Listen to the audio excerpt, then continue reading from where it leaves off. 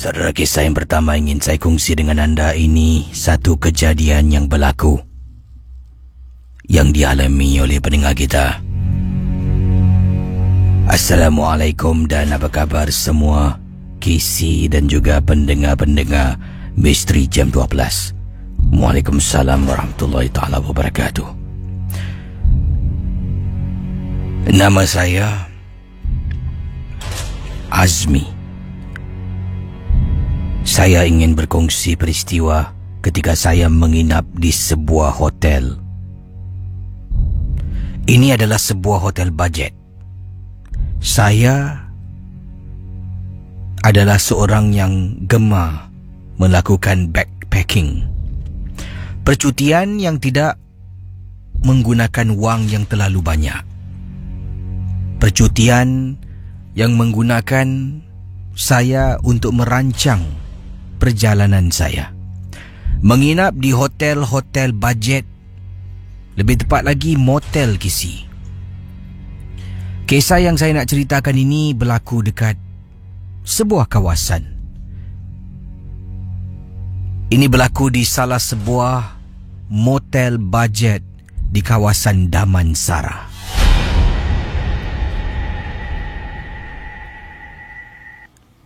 Motel ni tak tinggi, cuma 3 tingkat saja. Saya telah pun menyewa sebuah bilik sebagai tempat saya tidur dan saya akan teruskan perjalanan untuk ke tempat-tempat yang lain. Lazimnya saya akan bermalam di rumah-rumah budget, hotel-hotel budget ataupun motel paling-paling 1 malam. Kemudian pagi bangun, serahkan kunci, saya akan mula backpacking, berjalan kaki KC. Ada kalanya saya akan tumpang kenderaan yang ada. Itu adalah misi saya. Seberapa banyak duit saya boleh jimat dan simpan, matlamat saya akan tercapai, katanya Azmi. Berkenaan dengan beliau menginap di sebuah motel. Pada malam berkenaan, saya telah pun menginap di motel ini. Selalunya, seperti kata beliau tadi, lazimnya beliau akan menginap 1 malam. Tapi yang ini, saya terpaksa menginap untuk 2 malam, KC. 2 malam. Kerana ada kecederaan kepada kaki saya. Jadi saya perlu berehat agak lama sedikit sebelum saya teruskan perjalanan pengembaraan saya backpacking di negara orang. Kisah ni bila saya dah balik jauh perjalanan, saya dah sampai dekat motel ni, saya pun check in, kemudian saya diberikan nombor bilik saya. Bilik saya terletak di tingkat 2. Saya masuk dalam bilik. Dalam bilik ni memang tak ada tandas. Tandas ni adalah tandas dipanggil common toilet. Saya kena keluar daripada bilik motel saya, berjalan menuju ke arah tandas. Jadi dalam tandas tu ada beberapa kubikel untuk mandi, ada untuk tempat orang buang air besar, untuk buang air kecil, ada sinki di bahagian luar, dipanggil common toilet. Inilah kisah yang mana Azmi nak ceritakan ketika dia sedang mandi dalam tandas motel budget di Damansara. Sedang saya mandi, bersihkan tubuh saya yang memang berlengas, berpeluh, berjalan sejak pagi. Saya sedang sabun tubuh. Tiba-tiba di tandas sebelah saya dengar ada orang masuk, buka pintu dan tutup pintu tandas. 3 kubikel adalah tempat mandi KC. Saya berada di kubikel yang pertama, kemudian yang kedua dan yang ketiga. Sedang mandi, dengar kubikel sebelah saya ni ada orang masuk, tutup pintu. Tapi belum dengar bunyi orang buka air dan mandi. Jadi saya pun matikan pipe air hujan saya setelah selesai. Saya pun nak capai tuala saya. Ya, saya baru nak capai tuala. Tuala saya ni panjang KC. Saya sangkut tuala saya Ya, saya sangkut tuala, kata beliau, bukan pada pintu tandas.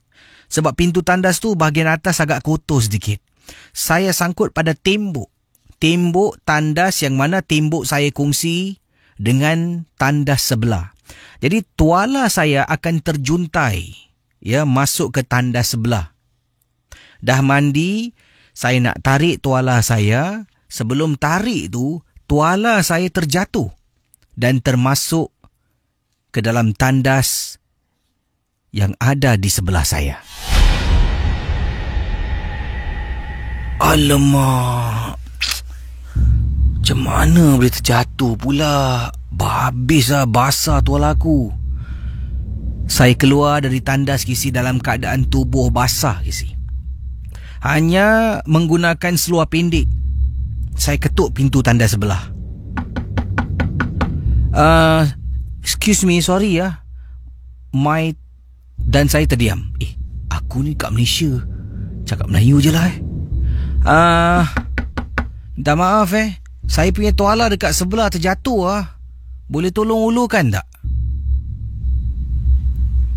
Tak ada orang jawab.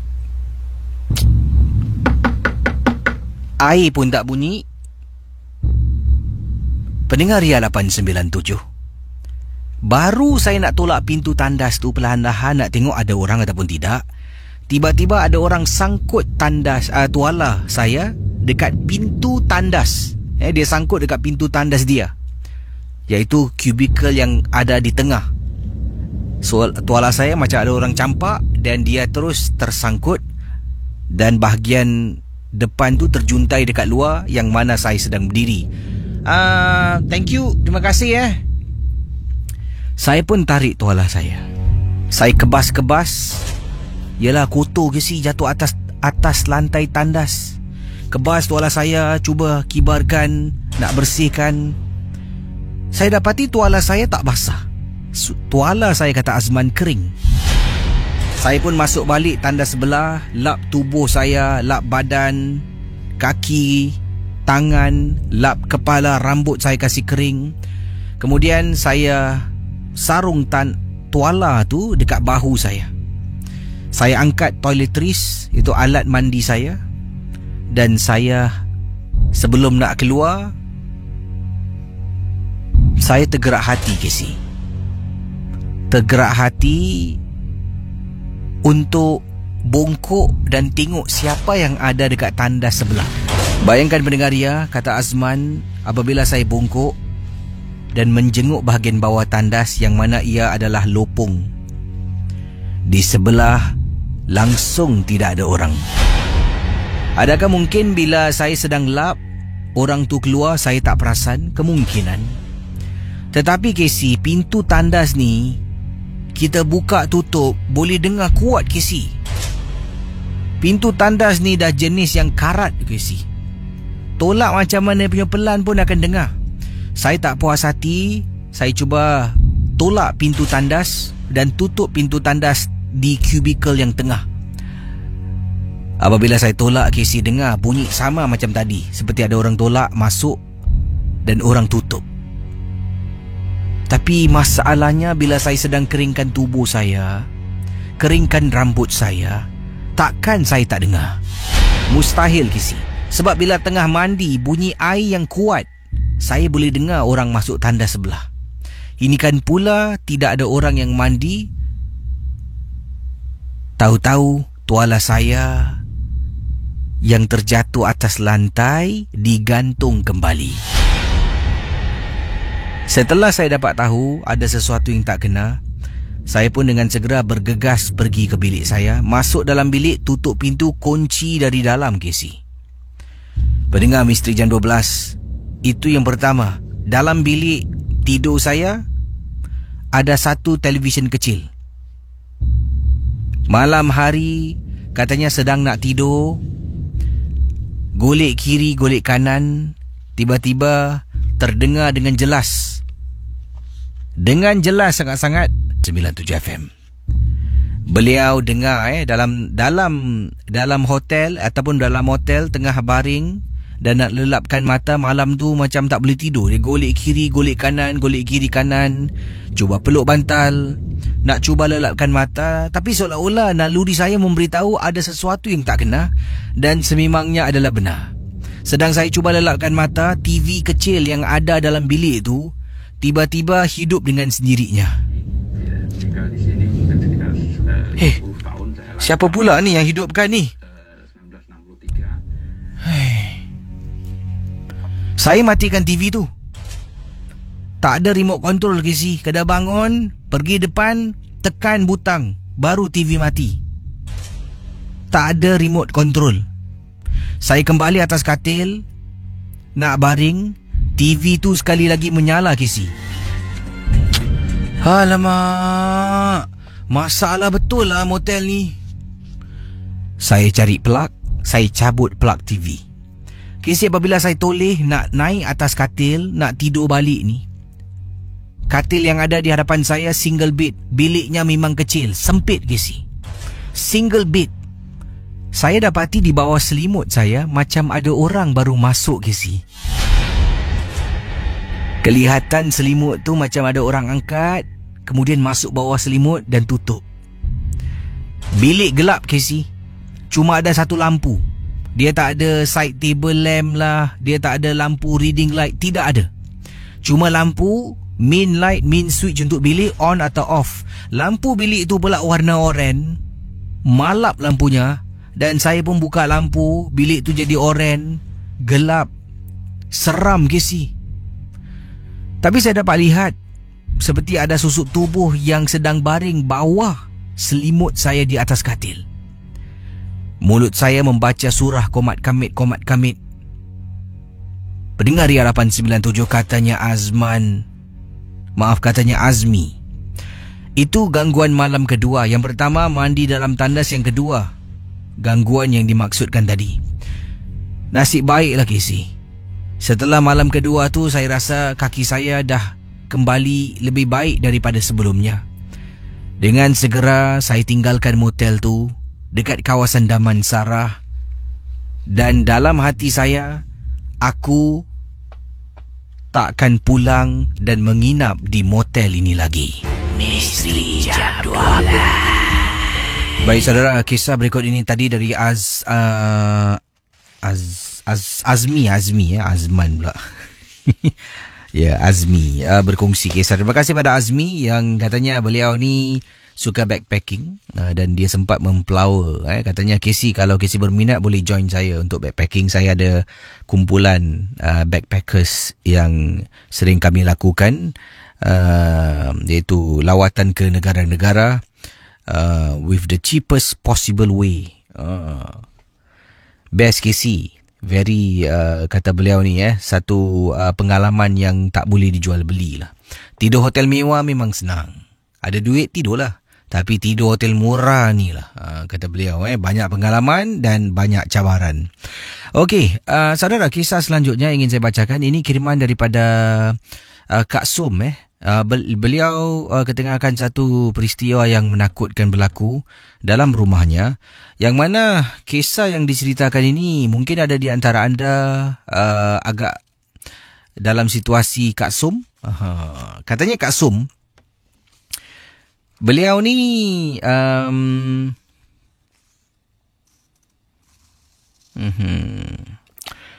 baik, keluarga beliau baru saja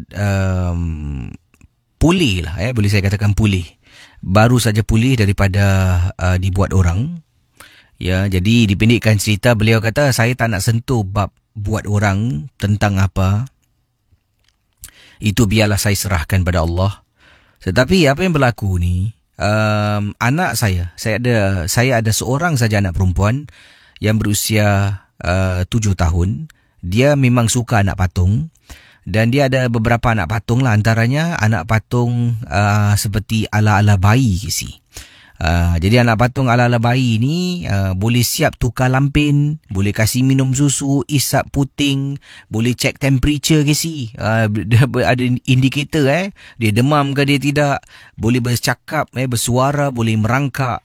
Jadi itu anak patung favourite anak saya lah. Jadi katanya Kak Som, ketika keluarga kami dibelenggu dengan satu gangguan lah, yang mana telah mendapatkan rawatan bantuan pakar dan sebagainya. Antara punca adalah anak patung yang dimiliki oleh anak saya ni. Itu adalah hasil pemberian seseorang. Anak saya pada waktu itu telah pun saya menganjurkan satu majlis hari lahir, sambutan hari lahir anak saya. Dan kami tak pasti hadiah tu datang dari siapa. Sebab ketika kami buka hadiah ni, tidak ada nama yang disertakan pada hadiah yang dimaksudkan. Mungkin tuan rumah terlupa.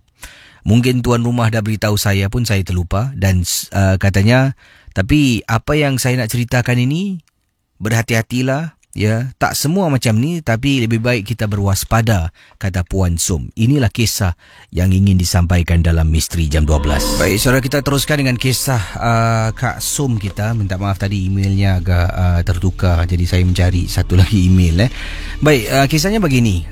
Anak patung yang dimiliki oleh anaknya berusia 7 tahun, suka dengan anak patung ni, seringkali bermain dengan anak patung ni. Jadi anda bayangkan dalam rumah beliau ni ada anak patung. Bila ditekan pada dada anak patung ni akan bercakap lah. Misal katalah, contoh seperti ini.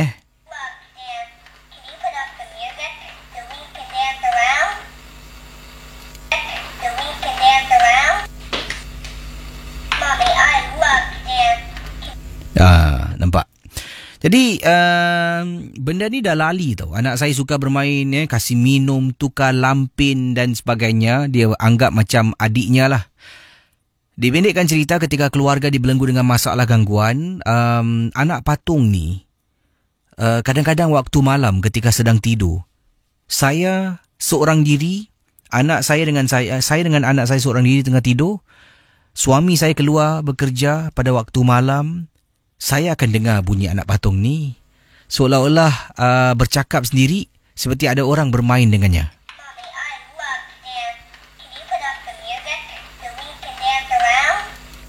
Bayangkan pendengar Ria 897 FM.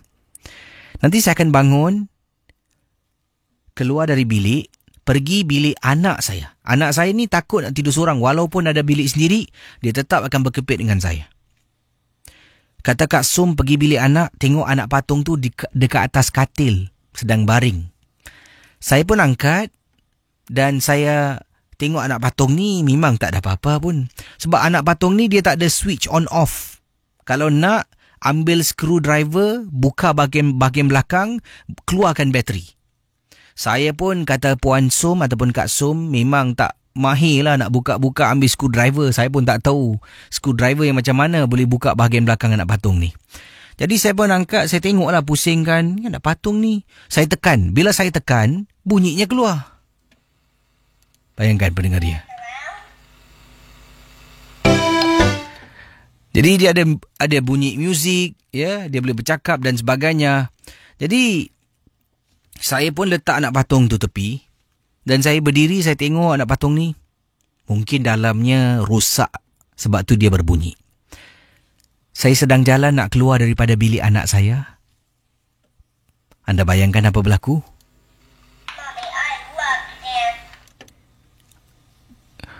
Saya toleh belakang. Walaupun itu anak patung bayi, meremang bulu rumah saya, Casey. Dengan segera saya berjalan menuju ke arah bilik saya. Bersama dengan anak saya yang sedang nyenyak tidur, saya pun cuba lelapkan mata. Akhirnya mendapat tahu bila keluarga berubat, anak patung ni ada sesuatu yang telah pun dimasukkan ke dalamnya untuk memporak-perandahkan keluarga saya pada waktu itu.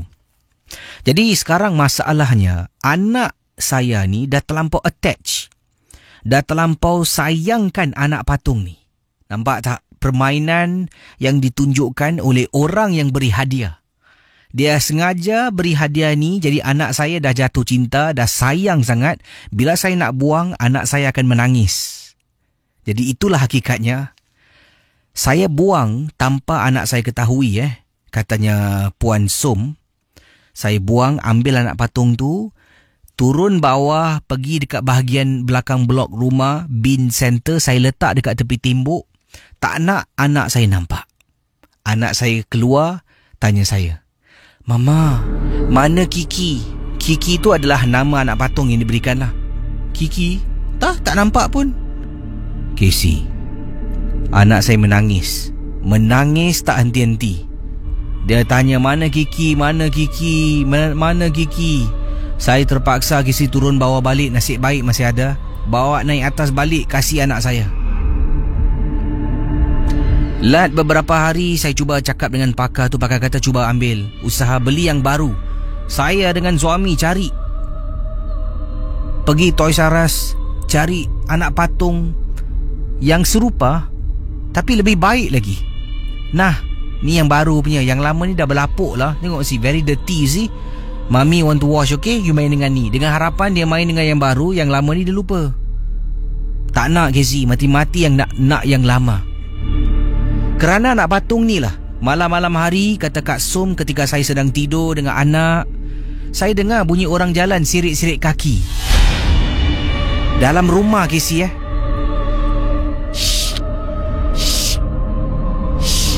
Anak patung ni akan berbunyi. Akhirnya pakar tu kata, cuba beri dia main anak patung yang baru. Yang lama jangan buang dulu. Dekat luar rumah awak ada tak almari ke tempat simpan barang? Saya kata ada. Masuk anak patung tu dalam plastik, ikat, letak dekat luar dulu. Tengok macam mana. Jangan kasih dia untuk beberapa hari. Biar dia menangis. Cuba kawal. Kak Som buat. Anak mula-mula menangis. Rasa macam nak mengalah, nak keluar, ambil kasih dia. Tak sampai hati. Dari menangis sampai jatuh sakit Casey. Anak kakak demam panas Kasih makan ubat, tak nak makan ubat. Kasih anak patung. Mood yang sedih bertukar menjadi gembira. Bayangkan Casey, kerana anak patung ni lah kakak kena ganggu dengan suami, bergaduh dengan suami, anak hilang mood, anak menangis, anak takut.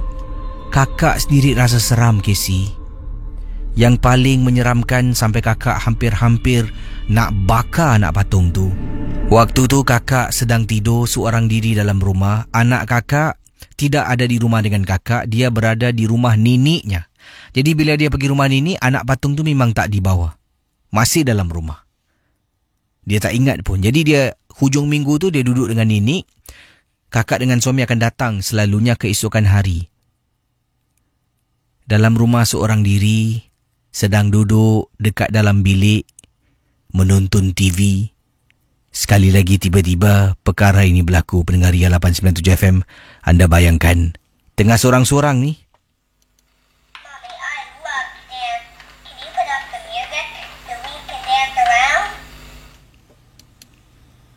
Berkali-kali dia bunyi, maknanya berkali-kali ada orang tekan dada anak patung tersebut. Kakak bangun, pergi bilik anak. Dengan harapan tolak pintu, nampak anak patung tengah duduk macam biasa. Bila kakak tolak pintu bilik anak, "Astaghfirullahalazim." Casey, dekat atas katil anak kakak, kakak nampak 3 beradik Casey. Duduk, badan dia tiga-tiga hayun kiri kanan, kiri kanan, kiri kanan, kiri kanan. Dan anak patung tu ada dekat riba salah satu daripada makhluk tu. Bila kakak ternampak, kakak nyaris nak terpekik. Kakak tutup mulut, tarik pintu perlahan-lahan, masuk balik dalam bilik, baca surah berkali-kali. Kakak beritahu pakar yang datang membantu dan juga membersihkan rumah. Dia kata memakan masa. Alhamdulillah, setelah kakak banyak bersabar, berusaha dengan suami, akhirnya dapat berjaya sebenarnya dipisahkan anak patung dengan anak kakak dan dibuang anak patung itu. Kakak mendapat ilham dan idea adalah bertanya pada mak, boleh tak kalau anak kakak ni duduk rumahnya buat seketika. Sebab kakak dapati bila dalam rumah, dia tak boleh berpisah dengan anak patung tu. Tapi bila dia keluar dari rumah, duduk rumah nenek, dia langsung tak tanya pasal anak patung dia. Jadi dari situlah kakak tanya dengan mak, anak duduk rumah mak untuk lebih kurang dalam masa sebulan. Anak patung tu kakak ikhtiar untuk cuba buang. Pertama sekali kakak dah nak buang waktu malam, Casey. Kakak dengan suami tengah duduk dekat ruang tamu, anda bayangkan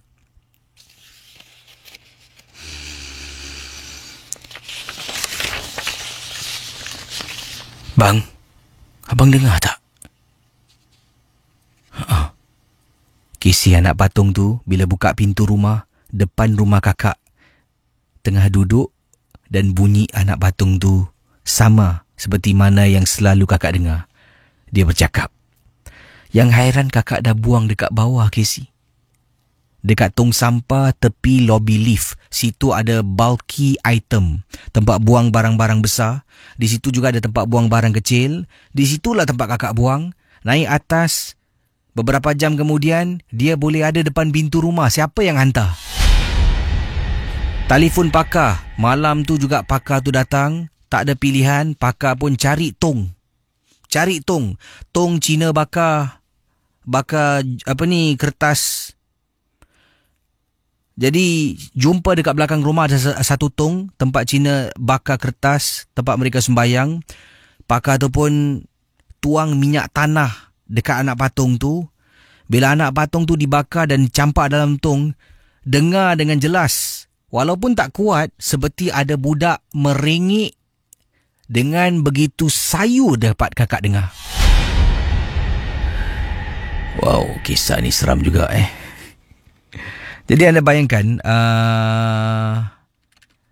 bila pakar tu sedang bakar, pakar tu ambil dan bakar anak patung tu, tengah dibakar.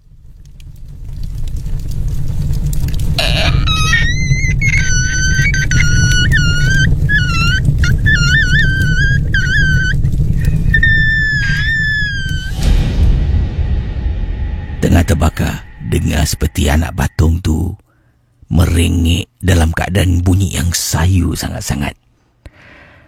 Itulah kisah kakak. Terima kasih, Casey. Dan selamat tengah malam. Wah, saudara, itu dia kisah daripada Kak Som kita ataupun Puan Som, Kak Som. Kisahnya memang panjang. Saya dah cuba pun potong beberapa bahagian-bahagian tertentu. Dan menariklah kisah. Bila saya pertama kali membaca dan memahami pengalaman Kak Som ni, amat menyeramkan sangat-sangat. Anak patung yang dibuang tu boleh datang balik. Dan bayangkan anaknya tak boleh berenggang dengan anak patung tu. Bila disembunyikan, dia cari sampaikan kata tak ada, dah buang ni, dah hilang. Anak menangis, terisak-isak, sampaikan jatuh sakit. Seperti yang kita dengar kisah daripada Kak Som yang disampaikan dalam Misteri Jam 12. Baik saudara, terima kasih. Bagaimana dengan kisah Kak Som? Menarik sangat dan terima kasih pada Kak Som yang sudi berkongsi. Walaupun pada waktu itu adalah masa mungkin paling sukar dalam hidup Kak Som kita. Kerana cabaran porak-peranda, ingin memporak-perandakan keluarga Kak Som. Tapi tetap beliau mengambil peluang keputusan ini untuk berkongsi pengalaman peribadi beliau. Okey, kita teruskan kisah Misteri Jam 12 dengan satu lagi pengalaman sebelum Casey berehat seketika sebentar nanti. Di 669-11897 anda juga boleh hubungi saya untuk berkongsi pengalaman misteri anda. Baik, ini kiriman daripada yang saya terima dari Obek Mardi. Beliau berkongsi pengalaman, katanya, Assalamualaikum Casey. Waalaikumsalam. Obek Mardi di sini, harap Casey dapat kongsi pengalaman Obek. Terima kasih Obek. Pengalaman Obek dan sedikit nasihat kepada yang sedang mendengar sekarang ini. Sekiranya kalau ada pakar-pakar perubatan Islam yang sedang melakukan sesi rawatan kepada ahli keluarga, anggota keluarga yang disayangi, janganlah orang-orang yang sama sekali tidak ada apa-apa terlibatnya berada dekat dalam bilik yang sama. Kalau boleh keluar dari rumah, keluar. Kalau tak boleh keluar rumah pun, kalau perubatan tu sedang dilakukan di bilik, duduklah dekat ruang tamu ataupun keluar, berdirilah dekat koridor rumah. Jangan masuk campur. Jadi apa yang berlaku? Ini pengalaman peribadi Obek. Waktu tu kisah ini berlaku lebih kurang 10 tahun yang lalu, kata Obek Mardi. Obek ni sedang merawat, ya, dan bila Obek merawat ni, Obek memang tak suka ramai-ramai orang duduk tengok. Ini bukan free show. Ini adalah perubatan yang mana ia melibatkan nyawa orang. Jadi Obek akan selalu kata, yang tak ada kena-mengena tolong keluar, jangan tengok-tengok. Jadi Obek selalu nasihatkanlah, kata Obek Mardi. Ini berkenaan dengan satu keluarga ni. Yang kena sampuk isteri dia. Suami dia memang Obek perlukan dekat dalam lah menjadi saksi. Takut pula nanti dia cakap Obek ni pegang isteri dan sebagainya. Suami dekat dalam, isteri dia kena sampuk. Dan dalam tu juga ada seorang lagi wanita yang Obek tidak benarkan. Perempuan ni kepo sangat. Dia kata tak apalah Obek, nak tengok lah, nak tengok. Saya pun cakap dengan dia lah, awak nak tengok apa? Ni orang tengah merawat, tengah berubat. Saya bukan buat magic. Ini jangan main-main. Tak apalah Obek, nak tengok, nak tengok. Jadi saya kata jangan. Nanti dah habis saya rawat, masuk nak duduk tengoklah berbual. Tak nak tengok macam mana Obek rawat. Saya kata tak nak, tak boleh. Degil. Sampaikan si suami mangsa ni kata tak apalah Obek, kasih dia lah Obek. Okey Obek dah beri amaran. Dia pun masuk dalam bilik, Obek tutup pintu. Tutup pintu bilik. Kemudian Obek mula merawat. Rawat dengan rawat. Pendengar Ria 897. Dipendekkan cerita, bila Obek baca surah-surah Ruqyah, yang tengah baring si isteri dia mula terpekik-pekik lah.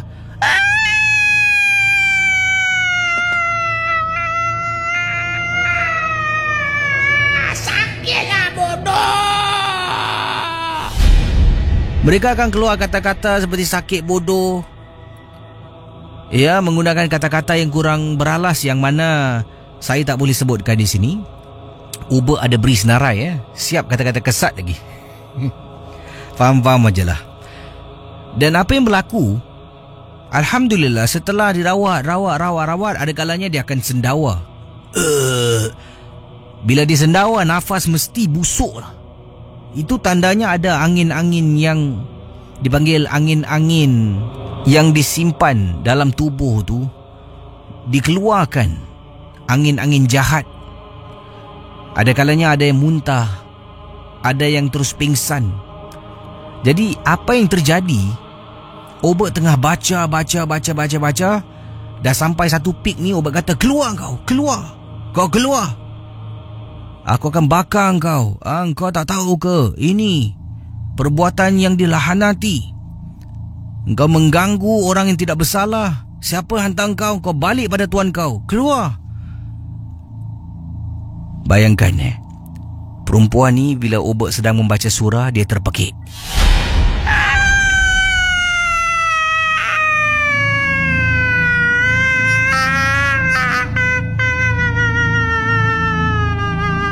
Tiba-tiba dia angkat tangan tengah berubat ni. Dia tengah duduk dekat atas katil. Dia angkat tangan, jari telunjuk, dia tunjuk saudara dia yang ada dekat dalam bilik tu, ditunjuk. Bila dia tunjuk, dia pun terbaring pingsan.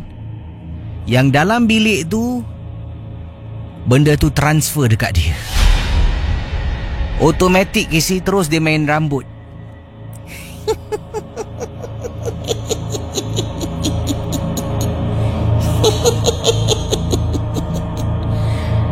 Dah satu masalah pula. Dah rawat dia ni, sekarang nak rawat si bangang ni pula, kata Obek Mardi. Wah, betul marah Obek Jadi Obek haraplah pengajaran. Kalau orang sedang berubat, ini bukan sarkis punya show. Ini benar-benar rawatan perubatan Islam. Jangan buat main dengan makhluk halus. Dia akan ikut balik ataupun dia akan masuk dalam badan. Jadi kalau boleh, beredar, keluar dan jangan dekat. Berbahaya untuk semua. Itu nasihat Obek untuk yang sedang mendengar Misteri Jam 12. Tak perlu nak kepo. Untuk Casey, selamat malam. Dan Obek pun tak apa. Obek mesti ada ending-ending yang tak perlu. Terima kasih dan selamat tengah malam. Kita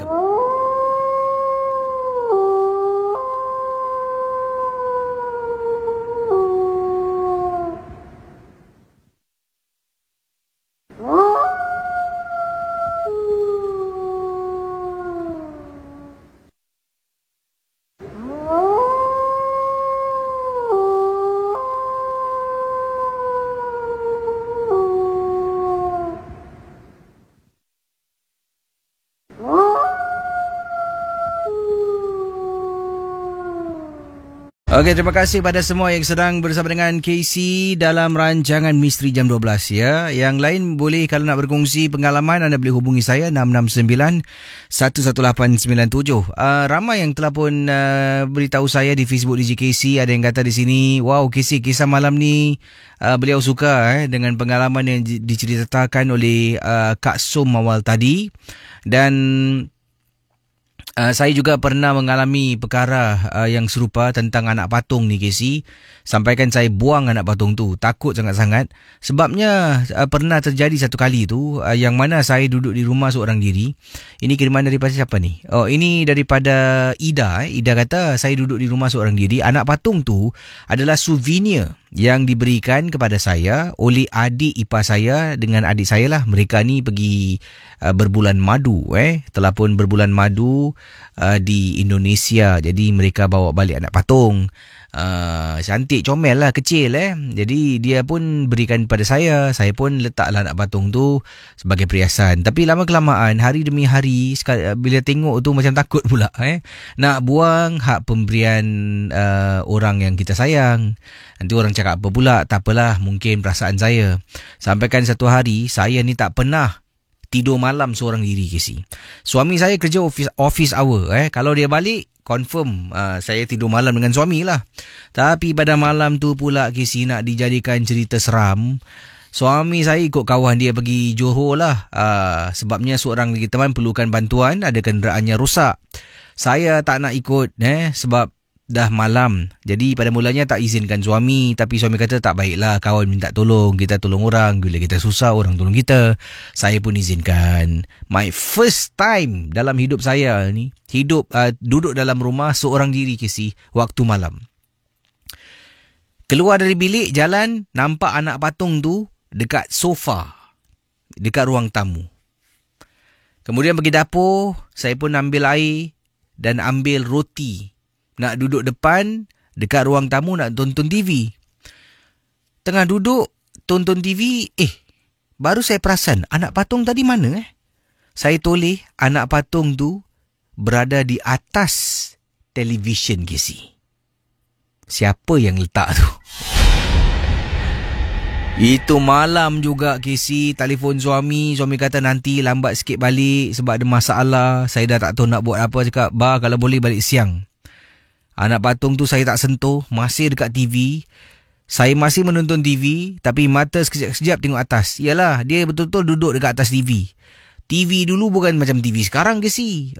TV dulu jenis yang belakang dia besar. Ada muncung Dia boleh duduk steady bom pipi katanya di sini. Itu dia. Terima kasih juga daripada Rin Samzaki Zaki. Assalamualaikum. Casey dah sihat. Best cerita malam ni. Okey. Kita juga ada Abdillah Farhan. Katanya, bro Casey, kisah malam ni sungguh menarik. Sampaikan saya sendiri seram dalam bilik seorang diri.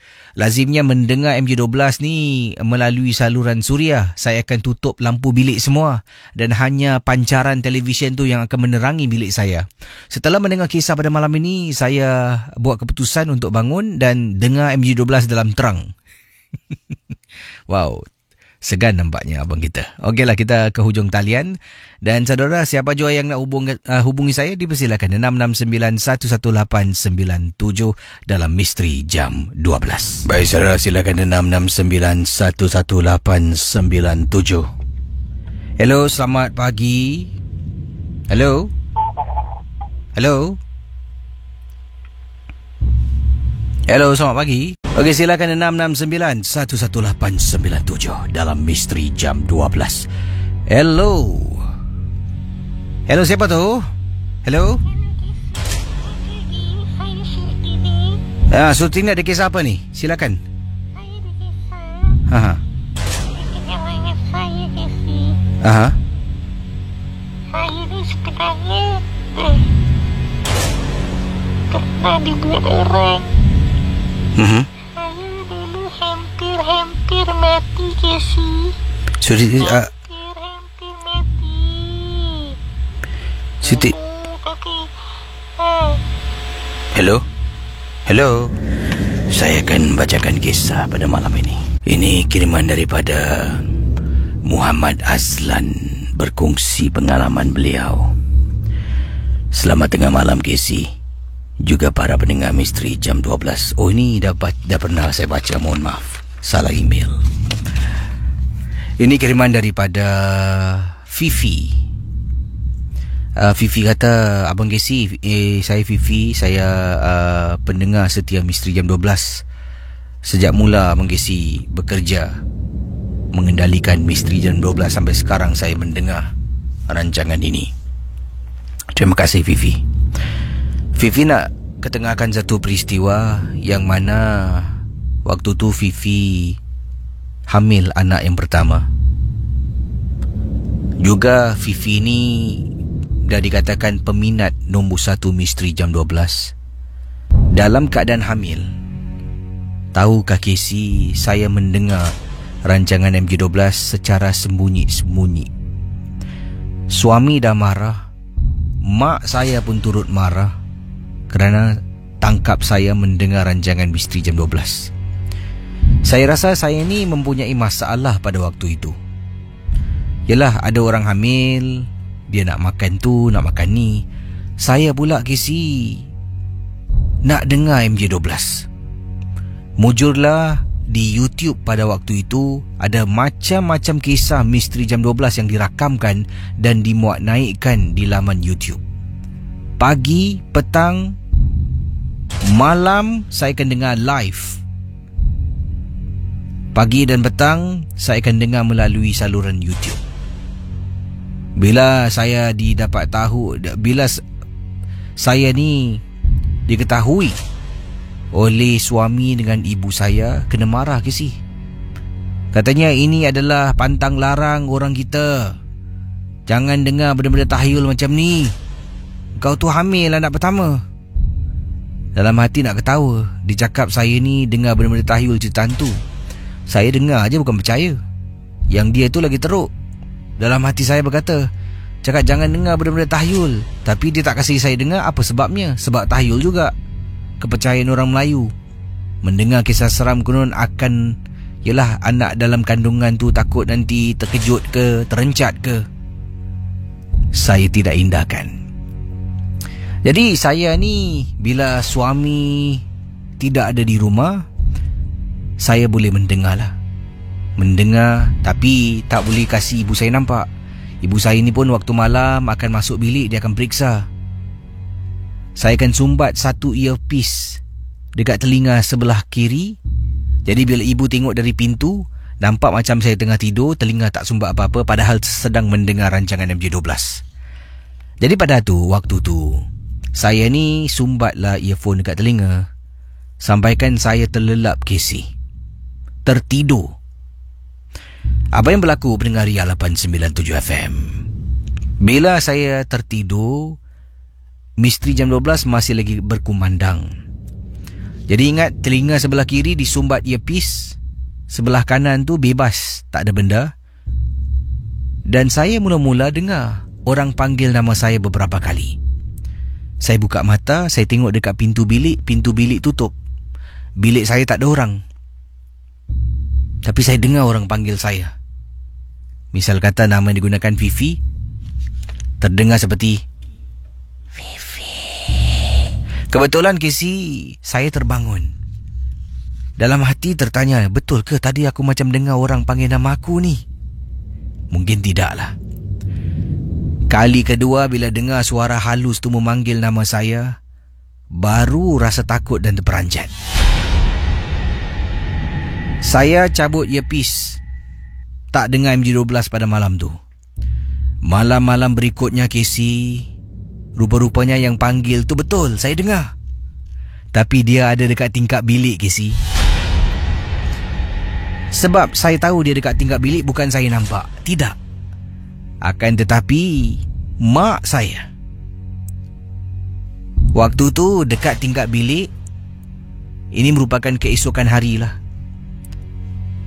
Sedang baca sesuatu, sedang buat sesuatu. Kemudian saya tanya pada mak. Mak pun beritahu.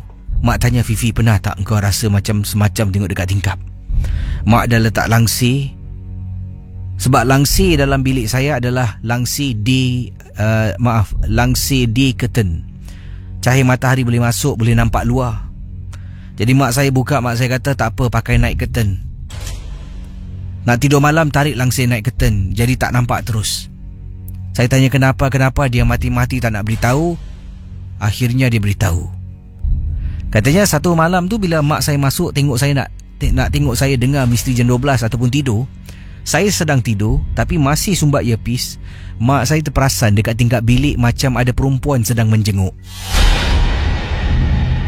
Selepas waktu itulah mak saya pergi dekat tingkap bilik. Dia berdiri, katanya dia membaca surah Ayatul Kursi.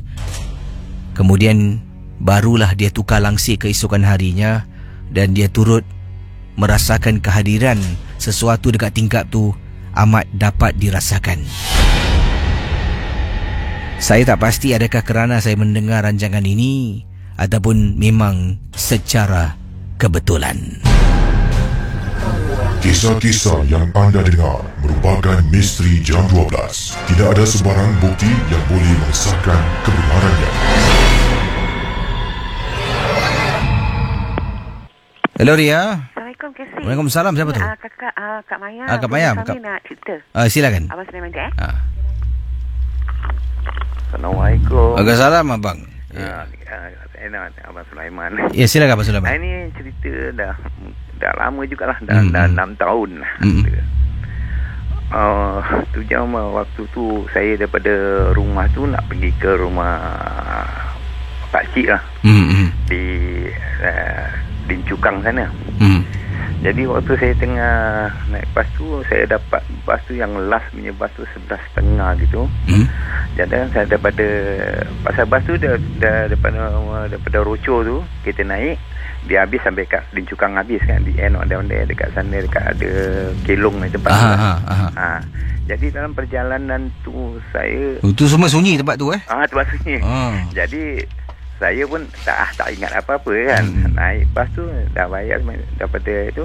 Jalan memang tak banyak orang, 2-3 orang kan. Lepas tu sampai di Bukit Timah nak belok ke jalan pergi ke Lincukang macam orang banyak dah turun. Tinggal saya seorang. Jadi bila lepas dia belok sedekor, belok ke kanan tu, lepas 2 bus stop tu ada orang tahan bas tu lah. Jadi saya ada macam bas ada orang tahan tu. Lepas tu saya tengok kanan je. Lepas tu saya perhatikan, jadi orang tu duduk sebelah depan. Jadi yang jadi masalah saya tu yang konduktor tu, dia tengah berbual dengan driver tu, dia dah berhenti. Dia ni pun mungkin dua-dua tak perasan. Jadi bila dia tengok orang dah naik tu, dia jalan. Jadi konduktor terus tuju kat tempat saya. Dia cakap, Encik mau turun mana? Saya bilang lagi depan sana, lagi 4 stesen. Ni. Habis saya tengok apa pasal dia tak bercakap dengan orang yang naik ni, yang perempuan naik ni kan. Jadi saya rasa pun dah lain macam. Habis saya tanya dengan dia, dalam bas ni berapa orang naik? Saya bilang ni. Habis dia cakap, Encik tak tahu, Encik satu orang saya tinggal. Dia bilang ni. Oh betul kan? Dia bilang ni. Okey lah.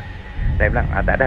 Ada apa-apa? Tak ada. Saya bilang tak. Terus saya duduk. Bila saya teringat tu, terus saya baca surah yang ayat kursi tu. Bila saya dah baca pelan-pelan, saya hentak, kalau kau betul manusia, kau tak apa-apalah.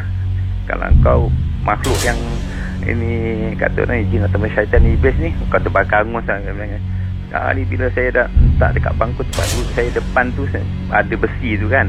Bila saya hentak gitu dengan tangan tu, sekali lepas tu berasap Dia berasap. Apik tanya, awak isap rokok lah? Saya mana ada isap rokok. Saya tak isap rokok. Saya bilang gini, ni ada asap, dia bilang ni. Pasal bau dia bau macam bau busuk tu macam. Saya bilang tak ada apa-apa lah, saya bilang ni. Lepas tu saya pun dah sampai dekat tu, saya picit bel lah, saya nak turun. Kali saya dalam turun tu saya terfikir, siapa tu perempuan tu tadi bila naik, kenapa dia orang tuju kat tempat saya, tak tanya dengan perempuan yang naik ni kan. Sekali saya tu saya dah jalan tu balik masuk kampung pula, kampung Lorong Ngesa tu kan lagi ke dalam lagi. Lagi masuk ke dalam tu jumpa pula pokok yang besar tu, selalu jadi kecoh, ada Kak Cantik kat situ. Saya memang tak ada ingat itu semualah. Saya pun jalan aje lah. Kau jangan kacau aku, sudah aku nak jalan nak balik rumah. Saya bilang ni rumah pakcik kan. Kali bila sampai kan, kali pakcik saya tu, kenapa lambat? Nampak last bus saya bilang saya dapat. Tapi ada masalah tengah jalan, saya bilang ni tengah naik bas tu. Habis kali pakcik saya punya kawan tu dia bilang mungkin itu dia panggil apa? Hantu raya dia bilang ni. Hantu raya apa tangan dia punya tangan tu macam kuda berbulu. Itu saya tak nampak pasal bila dia pakai macam baju kebaya gitu. Cuma paras dia tu macam dia sana kan gelap, jadi macam sama-sama dalam bas tu. Jadi saya bilang tak nampak betul lah saya bilang ni. Cuma bentuk badan tu ada saya bilang ni. Jadi bila saya baca ayat kursi, saya hentak kat tu, berasap tu. Konduktor tanya saya tak rokok ke? Sebenarnya saya tak isap rokok. Dia tu bilang kau pergi ambil sembahyang, duduk tu sembahyang je lah, sembahyang sunat dia bilang gini. Takut ada apa-apa yang ikut awak. Itulah pengalaman saya tu Kesi. Sampai sekarang jadi ingat, sampai sekarang tak tahu apa benda tu. Mungkin betul ke atau orang tua ni cakap ke apa ni, mana kita tahu kan. Tu je masih muda-muda lagi kan. Pasal kita tak ada ambil kisah semua, jadi kita selamat, balik selamat sudahlah Kesi. Sekarang pun pasal kena security banyak macam-macam ada. Jadi kita tak ni sangat. Nanti lain kali boleh cerita lagi lah. Pasal pengalaman banyak. Terima kasih Terima kasih terima kasih. Laluan, Waalaikumsalam, yang dikatakan oleh abang kita tadi laluan bas ke hujung Lim Chu Kang. Memang daripada Lim Chu Kang ada Kelong tu dekat dengan Johor. Itu antara kawasan yang saya rasa paling dekat dengan Johor. Selain daripada kawasan Punggol N pun dekat. Boleh nampak lagi port kapal dari situ. Jadi macam-macam kisah pada malam ini yang dikongsi sama. Dan ingatlah, rancangan MJ12 hanya sekadar hiburan saja. Jangan mudah percaya dan terikut-ikut dengan apa yang anda dengar.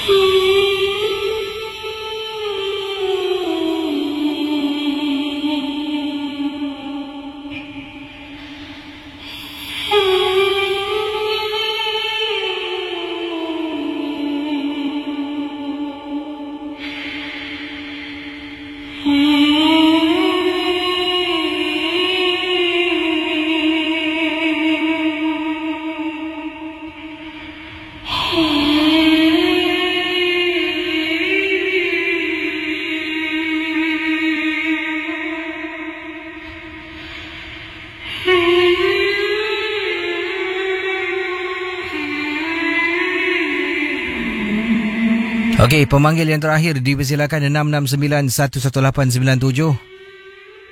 Hello, selamat pagi. Selamat pagi. Assalamualaikum. Waalaikumsalam. Siapa bercakap ni? Okey, ini Adi sini. Adi. Ini panggilan dari mana, Adi? Panggil daripada Amokyo. Silakan. Okey, ini cerita pasal dulu kampung. Saya duduk Sembawang. Saya duduk Tanjung Irau.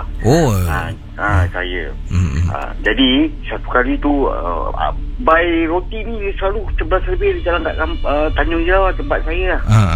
Jadi satu kali tu kita tengah duduk main gitar kat tepi laut lah. Jadi kita suara dengar ni Bai roti ni dia menjek lari lah. Dia cakap Pontianak dia lari dengan dia pisau lah kira.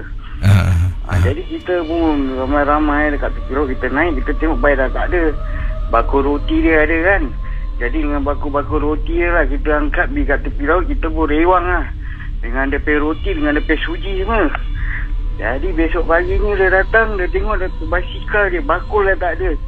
Jadi dia ingat tu Pontianak dengan bakul-bakul bawa lari. Padahal kita yang bawa lari DP bakul-bakul tu. Itulah kita cerita dia. Salah sangka lah saya situ memang keras lah tu Tanjung Irau tu. Jadi anda duduk Tanjung Irau dah berapa lama pada waktu tu? Dah lama lah. Saya daripada nenek saya that time lah. Jadi situ lah pengalaman saya. Tapi tempat memang keras lah tu Tanjung Irau tu. Cuma tahu lah budak semua tahu. Anda cakap keras tu, kenapa tempat tu keras? Bukan itu dulu diorang piara banyak kat kampung dulu KC tahu lah kan. Macam-macam benda ada lah kat sana. Jadi balik malam kat sana mesti lah. Kalau orang luar kena kacau punya. Kat tu Tanjung Irau tu kan. Tu perempuan cantik ada. Macam-macam lah ni kampung ni hal lah. Ni lah cerita sejarah dia lah. Pasal ni bayi roti lah. Jadi semenjak hari tu dia tak jalan sana lagi lah. Sampai kat kampung Waksan dia patah balik. Dia tak sampai Tanjung Irau lah. Dia dah kena kacau kan. Tapi memang betul lah sana. Perempuan cantik lah. Itu sajalah kisah. Terima kasih ya. Sama-sama. Tanjung Irau. Dan saudara, saya akan jawab seorang lagi pemanggil yang terakhir. Silakan, last copy of the Kopikus. Hello, selamat malam. Selamat malam. Siapa bercakap ni? Nama saya Jack. Okey, Jack. Panggilan dari mana panggilan ni? Dari Punggol. Silakan, ada kisah tentang apa? Silakan. Okey. Ini pengalaman tahun 98.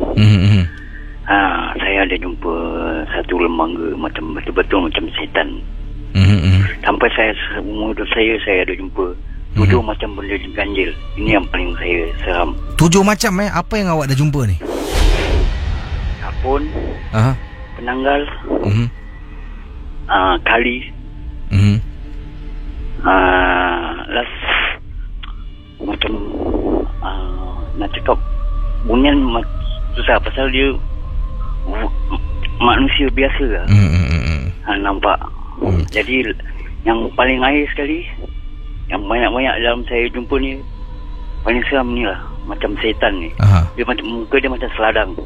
Silakan. Ada berbulu, ada tanduk, ada taring. Ini betul-betul saya macam tak nak jumpa, macam menjelma tau.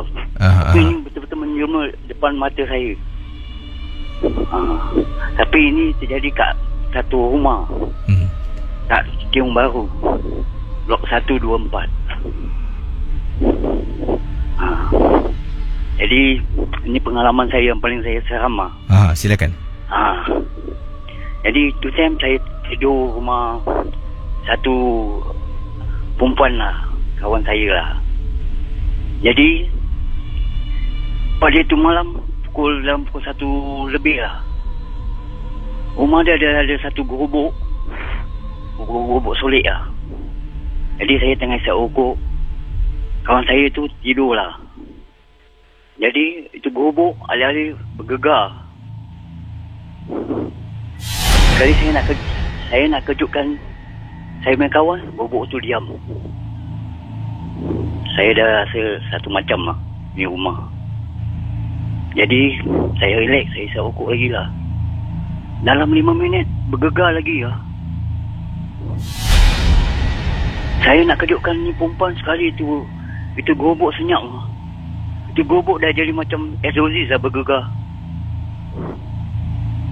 Jadi saya relax, masuk 3 kali dia menjelma kat tepi saya lah. Itulah pengalaman saya. Dia punya tinggi macam saiz rumah blok yang kita masuk tu, pintu macam gitu. Dia punya badan macam hanal, tapi semua berbulu hitam. Mata dia merah, ada taring, kuku dia panjang.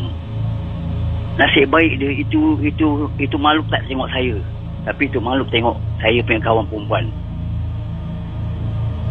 Jadi itu buat saya, kalau dia tengok saya ingat saya mati pingsan, mati terkejut lah, senang cakap. Jadi dia tak tengok saya. Dalam 20 minit dengan kuasa Allah tu, dia panggil saya ingat dia. Pada situ semangat saya datang. Saya baca 45 minit lah. Saya punya jantung ni deg. Tapi kalau dia tengok saya, memang saya mati terkejut lah. Sehingga lagi dia tak tengok saya. Dia tengok tu perempuan kawan saya. Dia mengarang. Saya baca 45 minit. Baru dia hilang. Dia hilang, saya buka lampu kat rumah dia. Yang saya punya kawan ni lah. Rumah kau ni lain macam lah. Jadi terus dia sadar. Terus dia tidur balik. Saya cakap, bangun. Kau pergi ni lah. So saya ambil air semayang. Saya semayang. Lepas saya semayang, itu perempuan kawan saya tu tidur balik. Saya rasa dia macam dah kena lah. Makhluk tu macam pukau dia lah. Jadi saya terus berbual macam orang gila lah. Saya pekik kat tu rumah. Saya cakap, kalau kau betul-betul kuat daripada Subhanallah Ta'ala, kau menjelma lagi. Sampai pagi dia tak menjelma. Itulah pengalaman saya. Wah, betul-betul dia mengganggu anda dengan teman Ya. Dia mengganggu anda dengan teman anda Terima kasih. Yalah, itulah pengalaman saya sampai sekarang. Sampai sekarang pun saya masih jumpa lagi. Tapi itu tak seberapa inilah. Tapi saya bersyukurlah macam-macam saya dah nampak. Itu je lah Abang Casey. Ini tak ada, itu aja pengalaman saya. Saya jumpa makhluk betul-betul menjelma depan saya. Kejar tak ada lah. Saya lari sendiri ada. Masa dia tengok saya lari lah. Itu penanggal dekat atas pokok. Itu mungkin tak tahulah ada orang piara ke tak ada. Itu time saya kena denda 3 hari dekat Hougang Camp. Saya pergi clocking. Sekali ada satu makhluk ni kepala je kat atas pokok. Kalau yang macam kali ni saya tidur rumah kawan saya dari India. Tapi itu rezeki lah. Pasal saya jumpa tu kat rumah dia, dia kena nombol first prize 2 kali. Dah Bang Casey, tu sajalah. Terima kasih ya. Banyak-banyak. Terima kasih. Dah. Terima kasih je lah. Kembali. Baik saudara, saya pun niat di hati